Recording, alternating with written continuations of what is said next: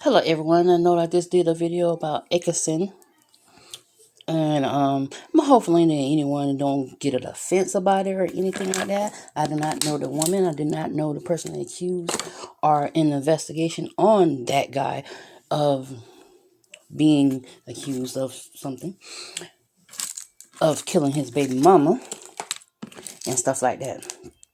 Yeah, she was bedridden, she couldn't move. She was 8 months pregnant and everybody just and the cops just thought that she just left on her own accord.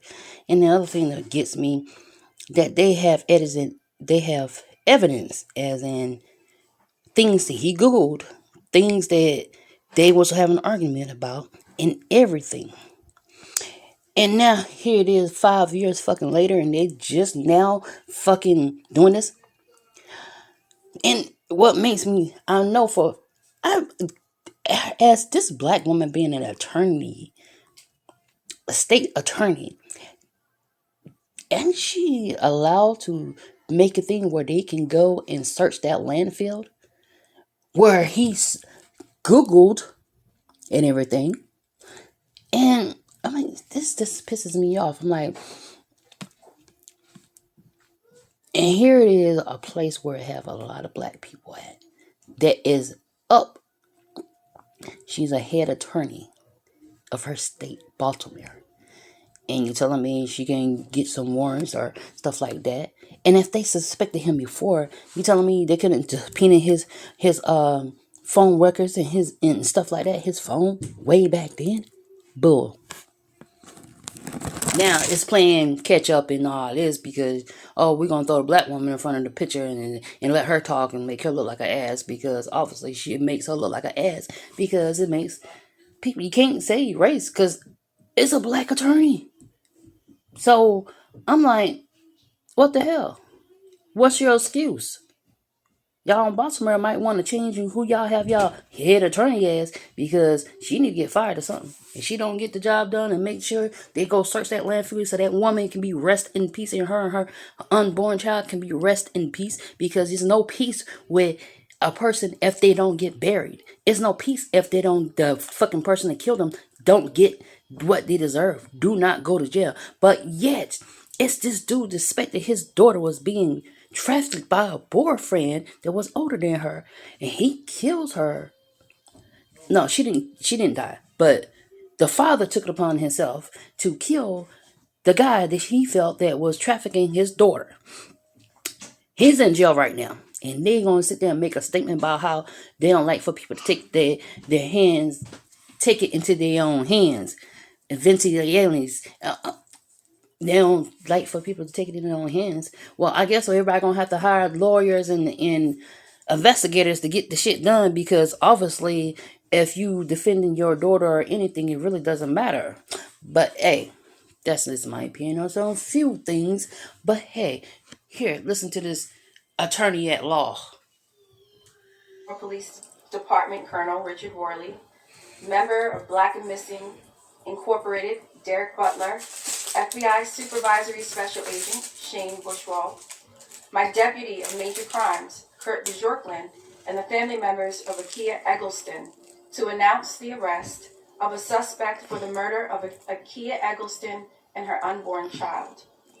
Through the partnership and collaboration of the Baltimore Police Department, my office, and our federal law enforcement partners, on Tuesday at 4 p.m. in Muskegon, Michigan, officers arrested Michael Robertson for the murder of 22-year-old Akla Eggleston and her unborn child. On May 7, 2017, Akla Shawnta Eggleston was reported missing by family members after she failed to appear at her baby shower. For several hours, friends and family unsuccessfully tried to locate the 22-year-old, who was 8 months pregnant at the time. The last time anyone reported seeing Eggleston alive was on the afternoon of May 3rd, 2017. Supported by interviews, financial records, telephone records, and social media communications, law enforcement has reconstructed a detailed timeline of Eggleston's last days, which include the following facts outlined in the Statement of Probable Cause. Eggleston was excited to be moving in with the father of her child, Michael Robertson, who was in a relationship with another 22-year-old woman that had recently given birth to his second child. At 12:42 p.m.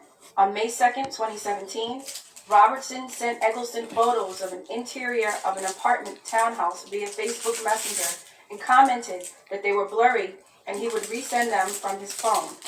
On May 2nd, at approximately 1:24 p.m., Eggleston purchased 2 money orders totaling $450 from a Royal Farm store in Baltimore, using cash obtained via ATM withdrawal from her savings account. At 1:41 p.m., Eggleston sent a Facebook message to Robertson writing, "I called you. I got the money order." At approximately 3:45 p.m., Robertson searched, "Where can I cash a money order in Baltimore, Maryland?" from his Google account. At 4 p.m.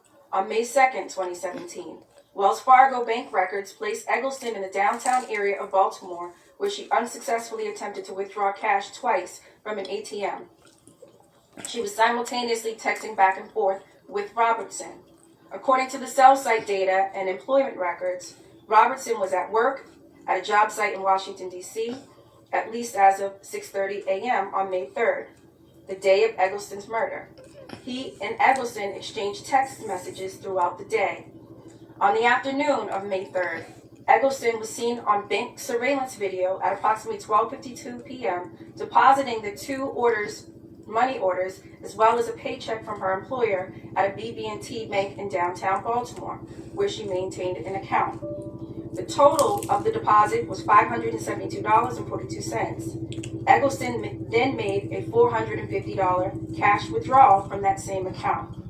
On May 3rd, at approximately 3:45 p.m., a Lyft driver picked up an individual later identified by the driver as Robertson for a ride request by Lyft user Akla Eggleston. This location is a short distance from Robertson's place of employment at the time, Federal Interiors Group, and approximately 10 miles from Eggleston's residence. At approximately 4 p.m., the Lyft driver dropped Robertson off 1 building over from Eggleston's residence in Cherry Hill. Analysis of call detail records and cell site information indicates Eggleston's phone was at or near the residence between 3 and 4 o'clock on May 3rd, 2017. Those records further indicate that at 3:43, a short time after Eggleston booked the Lyft ride, Eggleston's cell phone received an incoming call from the Lyft. Analysis of call details and call detail records and cell site information for Robertson's phone indicate his phone was at or near his place of employment at 3:44 on May 3rd, when he received a 58-second call from Eggleston. This is the last contact between Eggleston and Robertson's phones on May 3rd. Robertson's next voice call occurred at 5:34, at which time his phone was located near Eggleston's residence. Based on the call records and the Lyft records, investigators believe Eggleston and Robertson were together at her Cherry Hill residence during the late afternoon hours of May 3rd. At approximately 5:22, Eggleston was sent a friend the invite to her baby shower, which was scheduled for Sunday, May 7th. This Facebook message is the last known outgoing communication sent by Eggleston to anyone. An analysis of Robertson's cell site records on May 3rd indicates his phone was in the area near Eggleston's residence when he made and received the phone calls from 5:35 to 6:18 p.m. At 6:22, Robertson's phone begins to move away from the area around Eggleston's apartment. According to call detail records, the last activity on Eggleston's phone was an unanswered possible telemarketer's incoming call at 6:57. At that time, Eggleston's phone was located in the same area in downtown Baltimore as Robertson's. After the incoming call, all activity ceased on Eggleston's phone, indicating her phone was disabled or turned off at that time. Investigators conducted an internet reverse image search and located the apartment featured in the photographs Robertson sent Eggleston. That residence was a completely different residence from the one Robertson made Eggleston believe they were moving into. Further, a Google account linked to Robertson was identified, and records obtained via search warrant showed his account was created in 2010. And a review of the Google search history from October 14, 2017 revealed 18 distinct searches or links clicked regarding trash pickup, landfills, or dumpster pickups in Baltimore City. Specifically, searches were conducted on that day for where does Baltimore City trash go and when picked up. Searched twice. Baltimore City dumpster pickup and Baltimore City landfill. The searches were conducted a few days after the media outlet aired a report on Eggleston's disappearance. Local and federal law enforcement have exhaustively investigated Eggleston's disappearance and any persons that may have been related. The totality of the evidence inculpates Mr. Robertson.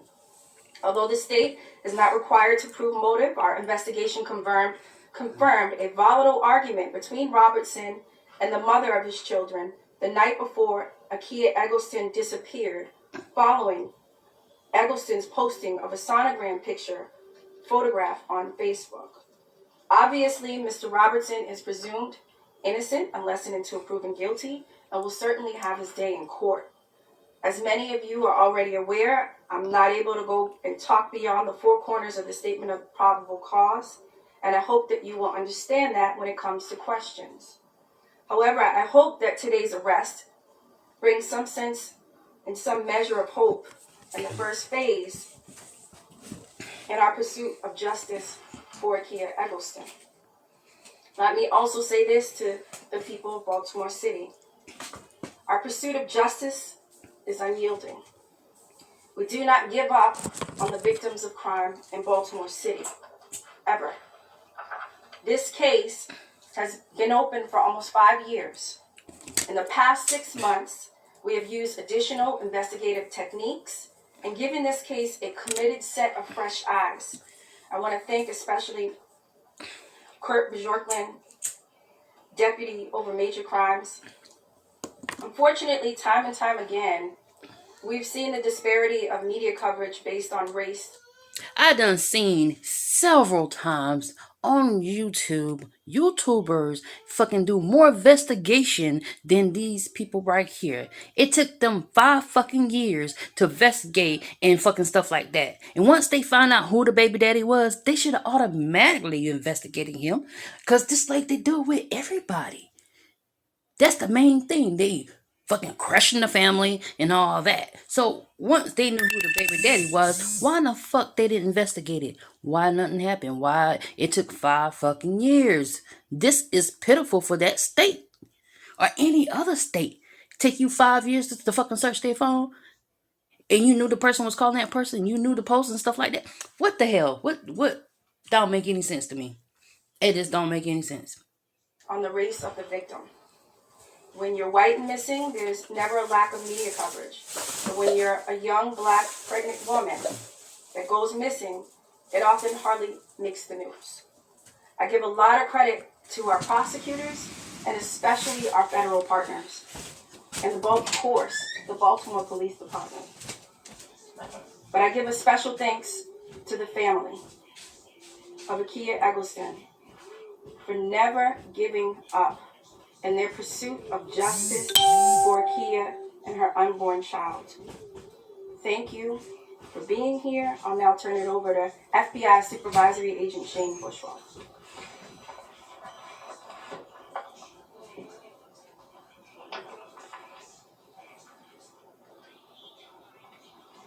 Good morning. I'm Supervisory Special Agent Shane Buchwald with FBI Baltimore. This has been a long and painful journey for the family of Akla Eggleston. For nearly 5 years, the people of Baltimore have searched, hoped, and mourned with Akila's family and friends, but they never gave up, and neither did we.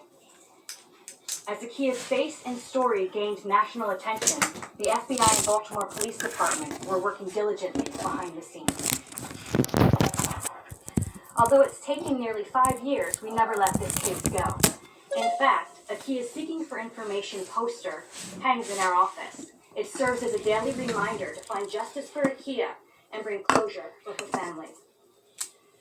Today we stand here confident in the charges brought against Michael Robertson for the murder of Akla Eggleston and their unborn child. While her body still hasn't been recovered, we hope this arrest brings a level of comfort and closure to Akia's family. We appreciate the state's attorney's office, our partner, the Baltimore Police, FBI Detroit, and all of our law enforcement counterparts who helped bring closure in this case. We also thank the media and Akia's family for keeping this investigation on the forefront of everyone's mind for so long.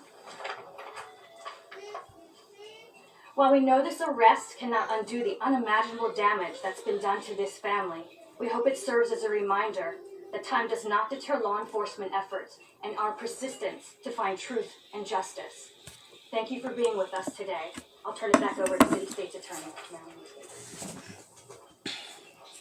All right, family members did want to address the media, and so we have Kia's aunt, Zenobia Wilson.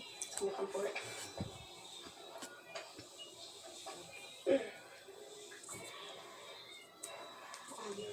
just want to say thank you to the state prosecutor's office for continuing to help us during our time of need. And thank you to everyone for their thoughts and their prayers, for keeping hope for our family that we will find her alive. Even though the evidence says something different, that she's not, we just want to say thank you. And just to please continue to keep us in your prayers. Thank you.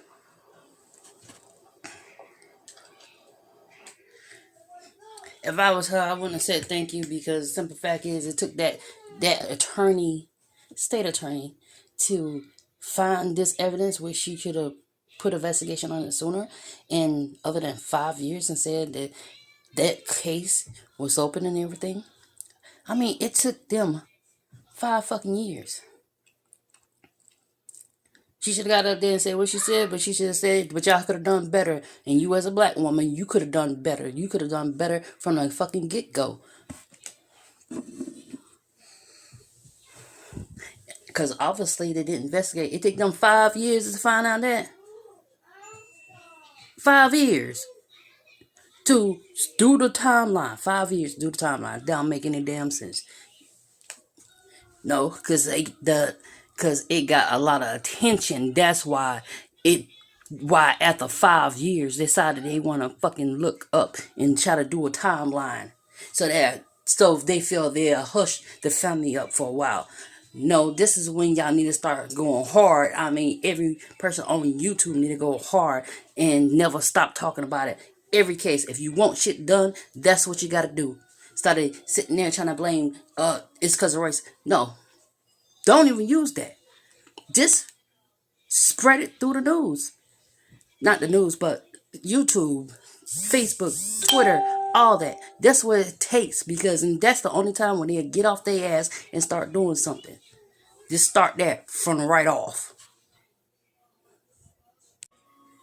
I say one more thing. When your person, someone you love or care about, goes missing, no matter what color they are, go to social media, Twitter, Instagram, Facebook, make a YouTube video, everything. And when you know what? That attention for that will start to open their eyes and make them listen, because they don't want it to be all over the internet. Just like the fact that what happened to Kanika Jenkins, they put it all over the internet, and boy, it got some damn moving going. But